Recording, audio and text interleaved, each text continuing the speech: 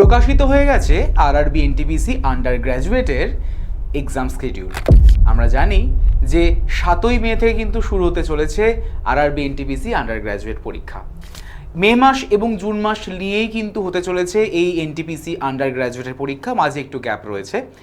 তো যে ডেটগুলি প্রকাশ হয়েছে সেই ডেটগুলোতেই কিন্তু আমাদের পরীক্ষা পড়বে।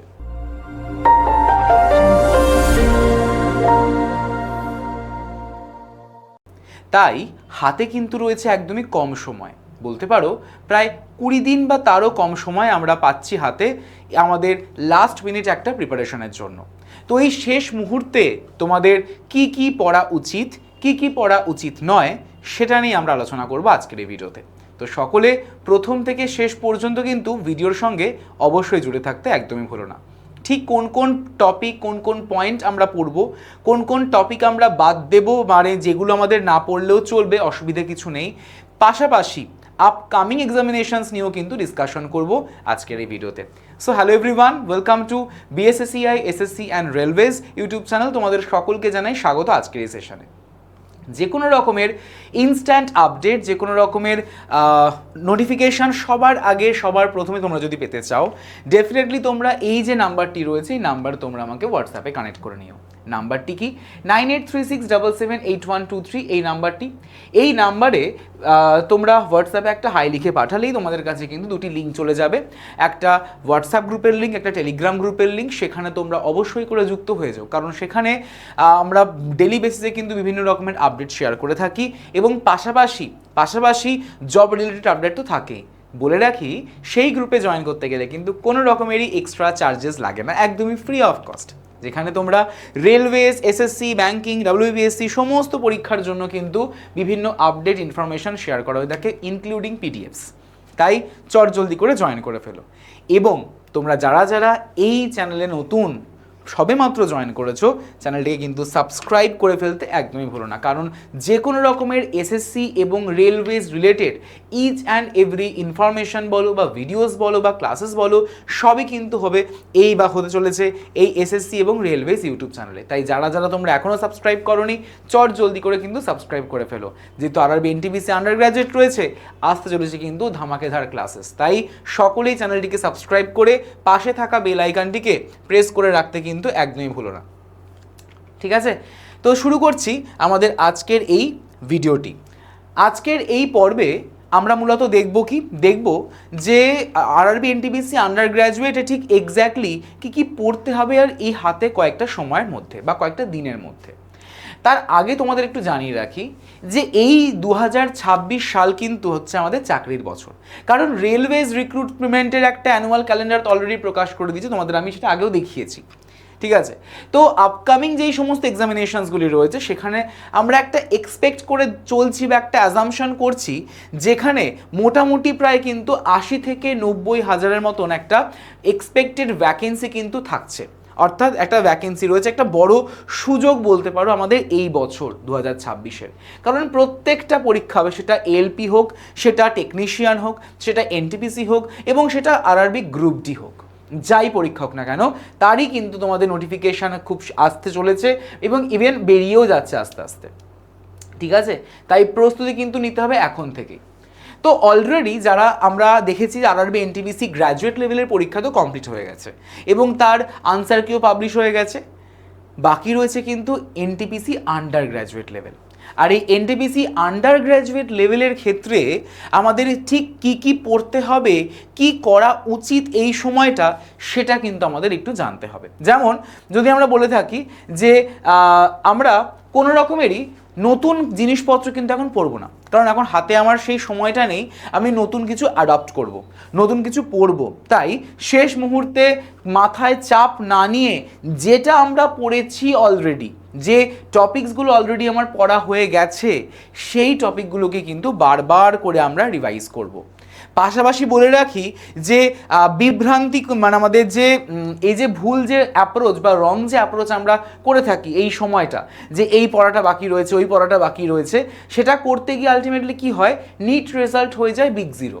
তার থেকে যেটা আমরা পড়েছি অলরেডি, যেটা আমরা অলরেডি পুরোটা কমপ্লিট 1-2বার রিভাইজ করা হয়ে গেছে, চিন্তা কিসের, সেটাকে আমরা আরও 3-4বার রিভাইজ করব, যাতে কম পরিশ্রমে একটা পারফেক্ট স্কোর আসতে পারে, মানে যাতে আমার অ্যাকিউরেসিটা 100% আসতে পারে একদম পারফেক্ট ওয়েতে।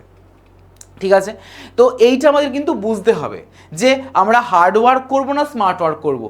এখন যেহেতু হাতে কম সময়, এখন দরকার আমাদের স্মার্ট ওয়ার্কের, নট হার্ড ওয়ার্ক। হার্ড ওয়ার্কের সময় আমাদের পেরিয়ে চলে এসেছে অলরেডি। ঠিক আছে, তো আমাদের কি করতে হবে, প্রত্যেক দিনের একটা স্কেডিউল বানিয়ে নিতে হবে, আর সেই স্কেডিউল অনুযায়ী আমাদেরকে পড়তে হবে। যেমন ধরো তুমি যদি একটা গোটা দিন নাও, গোটা দিনের মধ্যে 1 থেকে 1.5 ঘন্টা রাখো ফর রিজনিং। ঠিক আছে, রিজনিংয়ে রাখো। সেই রিজনিংয়ের মধ্যে যে 1 থেকে 1.5 ঘন্টা রাখছো, তুমি সেই 1 থেকে 1.5 ঘন্টার মধ্যে প্রথম 40 থেকে 45 মিনিট তুমি ক্লাস করো, এবং তারপর বাকি যে সময়টা রয়েছে সেই সময়টা তুমি প্র্যাকটিস করো, সেকশনাল মক দাও। ঠিক আছে, বুঝতে পেরেছো? এবং বাকি যে আমাদের সময়টা রয়েছে সেই বাকি সময়টাতে তোমরা ম্যাথস করছো, জিকে জিএস পড়ছো, আর কি, আর তো কিছু নেই সিলেবাসে আমাদের। রিজনিং রয়েছে, ম্যাথস রয়েছে, আর জিকে জিএস রয়েছে। রিজনিংয়ের জন্য 1 থেকে 1.5 ঘন্টা বরাদ্দ রাখো, ম্যাথসের জন্য 2 ঘন্টা বরাদ্দ রাখো, আর জিকে জিএসের জন্য তুমি মানে মোটামুটি 2.5 থেকে 3 ঘন্টা বরাদ্দ রাখো, কারণ সব সাবজেক্ট একবার চোখ বোলানোর জন্য। পালিত হয়ে যাচ্ছে এই সময়। কি বললাম, এই সময় কিন্তু বেশি আমাদের হেডেক নেওয়া চলবে না, কারণ তারই হয়ে যাবে কিন্তু বড়সড় বিপদ। আমরা সকলেই জানি যে রিজনিংয়ে রয়েছে 30টা নম্বর, আর রিজনিংয়ে কিন্তু স্কোর তোলা সব থেকে ইজি যদি তোমরা প্র্যাকটিস করেছো ভালোভাবে। তো দেখো মোটামুটিভাবে আমরা যদি দেখি যে যদি ভালোভাবে রিজনিংটাকে অ্যানালাইজ করি, যদি আমরা মানে পিওয়াইকিউ দেখি, তাহলে আমরা দেখতে পাবো যে মোটামুটিভাবে কিন্তু 8 থেকে 9টা চ্যাপ্টার এমন রয়েছে রিজনিংয়ে, যেই চ্যাপ্টার থেকে ম্যাক্সিমাম প্রশ্ন জিজ্ঞাসা করে। ঠিক আছে, তো সেখান থেকে আমরা 30-এর মধ্যে অ্যাটলিস্ট 26-27 পাবো না? ডেফিনেটলি পাবো, যদি আমরা সেই 9টা চ্যাপ্টার ভালোভাবে ঠোঁটস্থ করে যাই। কিন্তু অবশ্যই আমাদের মনে রাখতে হবে 100% যেন আমাদের কিন্তু অ্যাকিউরেসি থাকে। ঠিক আছে, তো সেই যে চ্যাপ্টার্সগুলোর কথা বলছি, সেই চ্যাপ্টার্সগুলোর মধ্যে মূলত কি কি চ্যাপ্টার পড়ে একটু দেখে নিই। যেমন হচ্ছে সিরিজ, দেখো যদি আমরা একটু অ্যানালাইজ করে দেখতে পাবো যে অ্যালফাবেটিক্যাল সিরিজ, নাম্বার সিরিজ এবং লেটার সিরিজ থেকে প্রায় 7 থেকে 8টা কিন্তু প্রশ্ন আসে পরীক্ষায়, বর্তমানে আসছে। যদি আমরা অ্যানালজির কথা বলে থাকি বা অ্যানালজির কথা বলে থাকি, প্রায় 4 থেকে 5টি প্রশ্ন কিন্তু চলে আসছে। যদি আমরা সিটিং অ্যারেঞ্জমেন্ট এবং পাজলের কথা বলছি, এটা মানে এটা কিন্তু রেলওয়েজ রিজনিংয়ে বলতে পারো এখন আসছে। ঠিক আছে, মোটামুটিভাবে 4 থেকে 5টা কিন্তু ইজি, একদমই হার্ড নয়, একদমই মডারেট লেভেল তো নয়, একদমই ইজি কোশ্চেন কিন্তু আসছে পরীক্ষায়। এগুলো ছাড়া ক্লাসিফিকেশন রয়েছে, ক্লাসিফিকেশন থেকে 2 থেকে 3টে প্রশ্ন গুরুত্বপূর্ণ মানে আসছে। কোডিং ডিকোডিং থেকে 2 থেকে 3টে প্রশ্ন, ব্লাড রিলেশন থেকে 1 থেকে 2টো প্রশ্ন, আমাদের ডিরেকশন এবং ডিস্টেন্স থেকে 2টি প্রশ্ন। ঠিক আছে, এবং ম্যাথামেটিক্যাল যে অপারেটর রয়েছে সেখান থেকে বলতে পারো যে 1টি প্রশ্ন তো আসবেই বা আসতে পারে, যেটা 100%। ঠিক আছে, তো এই হচ্ছে আমাদের বলতে পারো যে রিজনিংয়ের ক্ষেত্রে গুরুত্বপূর্ণ বিষয় বা গুরুত্বপূর্ণ সিলেবাস বা চ্যাপ্টার, যেগুলো থেকে প্রশ্ন তোমাদের আসছেই, আসবেও। ঠিক আছে, তাহলে কোন কোনগুলো স্যার বাদ দেবো যেগুলো থেকে প্রশ্ন আসছে না? অবশ্যই করে ডাইস থেকে কোনো প্রশ্নই আসছে না, কারণ এনটিপিসির গ্র্যাজুয়েট লেভেলে কোনো কোশ্চেনই আসেনি। যদি আমরা ক্যালেন্ডারের কথা বলি, ক্যালেন্ডার থেকেও কোনো প্রশ্ন আসেনি, লজিক্যাল রিজনিং থেকে কোনো প্রশ্ন আসেনি, নন ভার্বাল থেকেও কোনো প্রশ্ন আসেনি, কাউন্টিং অফ ফিগার্স থেকেও কোনো প্রশ্ন আসেনি। তাহলে আমরা এগুলো বেকার কেন পড়তে যাব আমাদের সময় নষ্ট করে? আমরা এই সিলেবাসের বা এই চ্যাপ্টারগুলোকে বাদ দিয়ে দিই, তার জায়গায় আমি যেগুলো পড়েছি সেগুলোকে আমি ভালোভাবে রিভাইজ করে থাকি, এই চ্যাপ্টারগুলোকে বাদ দিলাম। ঠিক আছে, এই রকমভাবেই তোমাদের প্রত্যেকটা আপকামিং তো অনেক এক্সামিনেশন রয়েছে, সেই প্রত্যেকটা এক্সামিনেশনকে মানে রেলওয়েজের এক্সামিনেশনকে টার্গেট করার জন্য 2026-এ তোমাদের একটা সিলেকশন পাওয়ার জন্য আমরা অবশ্যই করে কিন্তু তোমাদের জন্য নিয়ে এসেছি এই রেলওয়েজ ফাউন্ডেশন ব্যাচ। তাই তোমরা যারা যারা এখনো পর্যন্ত নাম এনরোল করোনি, আজকেই থাকছে কিন্তু তোমাদের লিমিটেড অফার, আর এই অফারই তোমরা পারচেস করে ফেলতে পারো কিন্তু এই রেলওয়েজ ফাউন্ডেশন, যেখানে তোমাদের ALP, technician, RPF SI, RRB group D, NTPC, under graduate, graduate level 2026-এর জন্য সমস্ত সেকশন কন্ট্রোলার সবই কিন্তু কভার আপ হয়ে যাচ্ছে। তাই কিসের এত দেরি, কিসের এত টেনশন?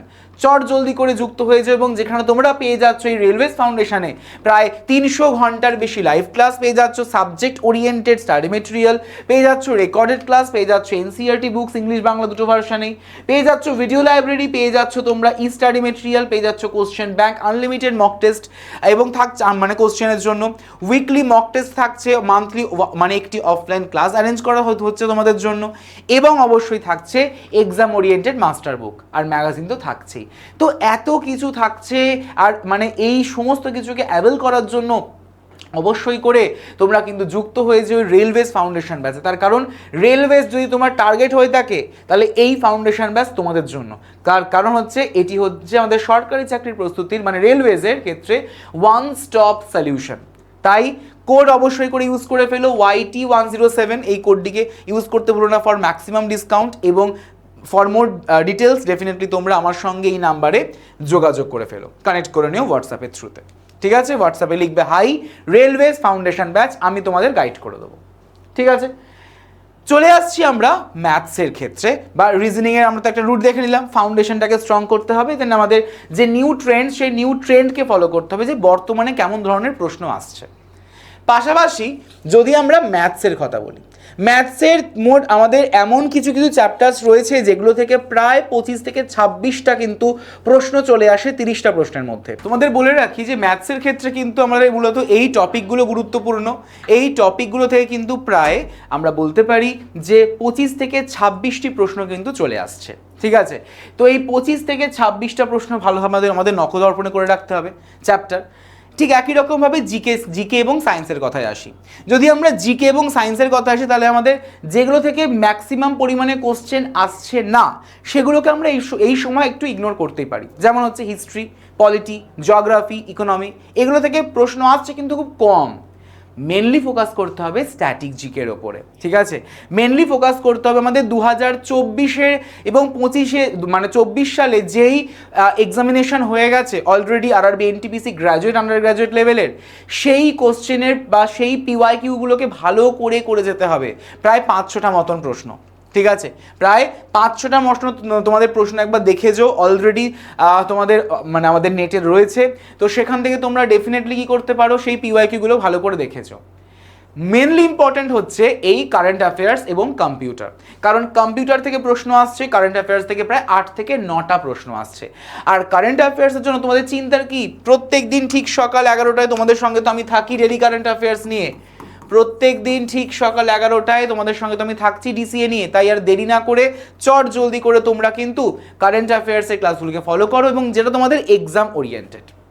ঠিক আছে, তো রিজনিংয়ের ক্ষেত্রে মোটামুটি আমাদের এই হচ্ছে বিষয়, ম্যাথসের ক্ষেত্রে এটা বিষয়, এবং জিকে জিএস এর ক্ষেত্রে বা জেনারেল সায়েন্সের ক্ষেত্রে কিন্তু থাকছে আমাদের এগুলো।